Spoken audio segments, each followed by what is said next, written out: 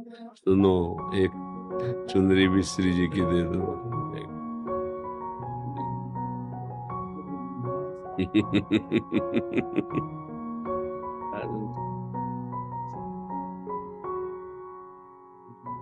थोड़ा कुछ फल या मीठा हो तो दो।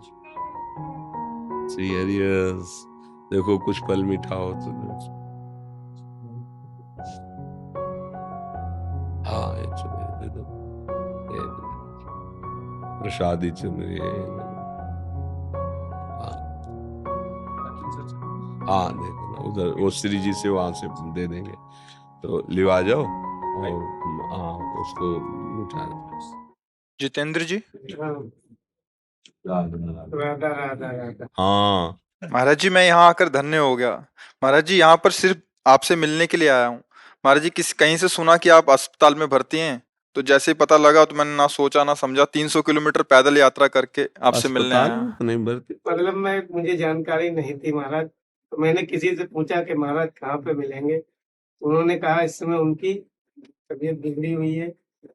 मैंने तबीयत तो क्या है कि 18 साल से बिगड़ी हुई है। महाराज जी, ये एक आपकी पुरानी वाली जो वीडियोस होती है ना, वो भी वायरल हो हाँ, जाती हैं क्या तो है कि उसमें। अब लोग अब कुछ भी डाल रहे हैं, वो ऐसा। सोशल मीडिया के जरिया से मैंने सोचा कहीं भी महाराज मुझे मिलेंगे, मैं वहां पे पहुंचूंगा जरूर। बड़ी कृपा हुई श्री जी की कि आप वृंदावन आए, आप दर्शन, जब संतों के पास जाए तो उनको सुख देने के लिए नाम उच्चारण करें, जैसे उनका ना आपका नाम, तो राधा राधा राधा राधा राधा, तो हमें सबसे बड़ी भेंट, सबसे बड़ा सुख। अब हमें तभी आपको देखने की इच्छा होगी जब आप नाम उच्चारण करेंगे। ऐसे जैसे आप हाँ बोले ना, अब चूंकि आपको संग नहीं मिला ना, इसलिए कभी किसी भी संत के पास जाओ तो उसको नाम सुनाओ। जैसे देखते हैं ना सन, बाबा जय श्री राम, बाबा राधे श्याम, राधा राधा, तो उससे हमें सुख मिलता है कि आपने हमारे आराध्य देव का स्मरण, तब आपको हम प्यार दृष्टि से देखते हैं।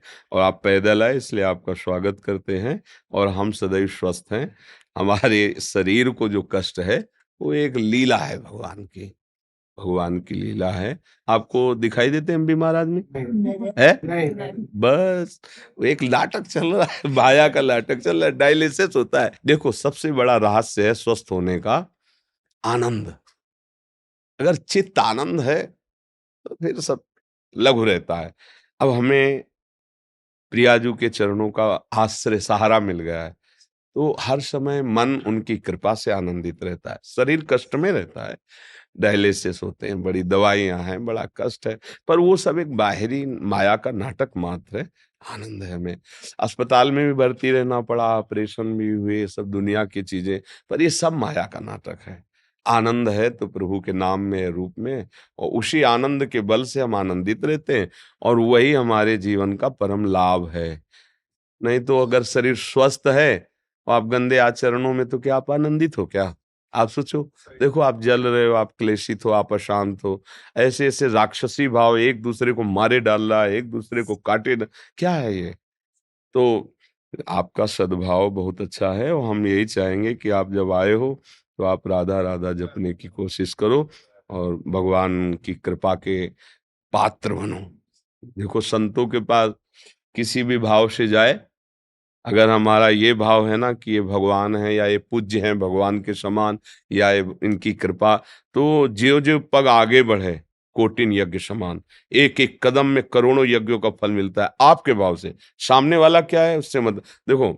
हमारे भाव ये होते हैं, जब हम किसी देवता के या भगवान के मंदिर में दर्शन करने जाते हैं, वो तो विग्रह रूप में विराजमान है, पर जब जैसे हमारे भाव होते हैं, मेहनत करके गए, लौटते दूर से देखा, ध्वजा देखा, मंदिर, एकदम आनंद हुआ, सामने गए रो पड़े, एकदम हाँ प्रभु प्रभु, हाँ मेरे प्रभु, वो प्रभु देख रहे हैं, उसका उसको फल मिलता है। ये जो आप साधना करके आ रहे हो ना, इसका फल है, अमोघ फल है।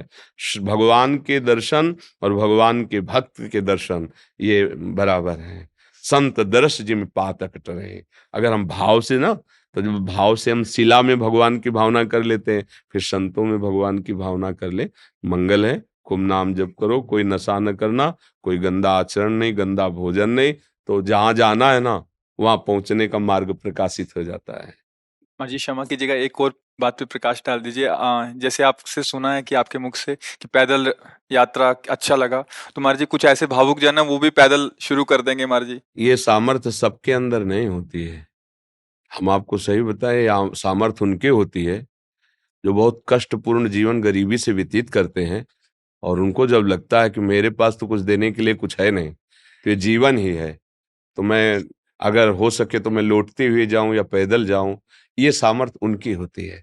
जो विषय संग्रह से रहित होते हैं उनको लगता है मैं क्या दूं, तब लगता है कि अगर मैं खोपड़ी के बल चल पाता तो खोपड़ी के बल चल के जाता, यही मैं कर सकता हूँ। ये सबके अंदर हो भी नहीं सकता, आदेश दे तो भी नहीं कर सकते सब। अरे यहाँ से पैदल राधा वल्लभ जी नंगे पैर तो जाना नहीं हो सकता, आप सोचो ला। अच्छा, चालीसों कोस सैकड़ों कोस दूर से पैदल, ये उनकी बात होती है ना, जो गृहस्थी में रह के कष्ट सहते हैं और उनको लगता है मैं किसी योग्य नहीं हूँ, क्या दे सकता हूँ संत को, तो मैं पैदल चल कर जाता हूँ उनके दर्शन के लिए। ये बहुत बड़ी बात है, और ये सबके बस की है भी नहीं। हम कहे भी, आदेश भी करे तो ले, ये सबके बस की। हाँ, हम इस बात से बहुत अंदर से, हृदय से द्रवित है। भरत जी यही कह रहे हैं, जब वशिष्ठ जी ने देखा उनके चरणों में छाले पड़ गए, तब कहा थोड़ी देर पालकी में बैठ जाओ। तो उनका हाँ, हमारे इष्ट नंगे पैर यहाँ चले हैं और मैं पालकी में बैठ के चलूं, मुझे तो लगता है गुरुदेव सिर भर जाऊं उचित असमोरा, कि जहां मेरे श्री राम के चरण पड़े वहां मैं सिर रख करके जाऊं। ऐसा ये तो सबके हृदय में नहीं होता, ये हम जानते हैं, सबके हृदय में नहीं होता। ये विषय सुख भोगने वालों के हृदय में आ ही नहीं सकता। ये उनके हृदय में आता है जो दैन्य होते हैं और जिनके मन में है कि मैं क्या दे सकता हूँ। तो यही है, शरीर है, इसी को कष्ट दे करके मैं जाता हूँ, भूखा प्यासा जैसा भी मैं उनके दर्शन करूं। ये अमोघ बात है सबके ये लेके सब कोई ऐसा मत करना। हम कह रहे सब कोई करे तो कर भी नहीं सकता, नहीं कर सकता। ये आप मतलब साधारण बात मत समझना, कोई मनोरंजन नहीं है ऐसा। पैदल चल, ऐसा हमने कई भक्तों को देखा है, कई भक्तों को देखा है, सैकड़ों कोस ऐसे पैदल। या देखो ना, महाराष्ट्र में सैकड़ों भक्त पैदल यात्रा करके विट्ठल भगवान के दर्शन कर, बड़ी दूर लंबी लंबी यात्राएं। हाँ, 84 कोस ब्रज की पैदल यात्रा, तो इनके भाव हैं संत दर्शन के लिए। तो ये ऐसे सब कोई थोड़ी आ सकता है कि भाई दिल्ली से कार छोड़ दी और पैदल वहां से आ रहे, आ ही नहीं सकता। इतनी हिम्मत ही नहीं है।